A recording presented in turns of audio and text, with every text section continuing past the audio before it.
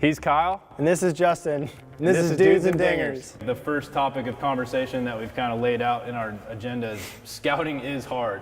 Even with technology, scouting is a very imperfect industry because not necessarily of where does a player stand today, but how do they project to the next level. That's really hard because you are taking into account, maturity and growth and mindset, things that you still can't measure with technology that we still need scouts for today. Yeah, you have to. You can't take someone's current performance and project how far they're going to go out and play. There's really like two sides to the equation we'll get to. Is like scouting says, hey, this is the potential I see in this player based on the things that we evaluate.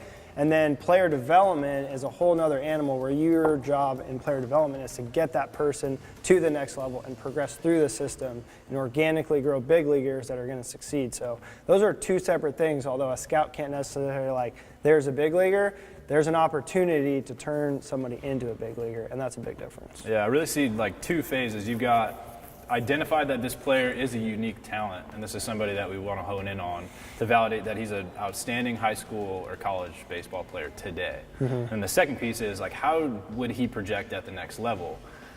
Technology's been around for a couple years now. You can really validate like, this kid's a really good high school baseball player, a college baseball player, and his numbers match up, or his numbers are head and shoulders above his peers. But the second piece of it, because technology is somewhat new to scouting, there's still a leap of faith there, right? Like you've got a couple years of data to look back on and maybe say, hey, at 14 years old, this guy actually looked a lot like Nolan Arenado from 4 years ago, if you have that sort of data set. But we don't have like a couple decades worth of data to really project out yet. So there's still kind of that leap of faith on the back end of it. Yeah, definitely. And I think that there's a core understanding that the data will be helpful. And when you go back and you get into year 4, year 5, year 8, year 10, I know some organizations are ahead of others in the data and analytics world.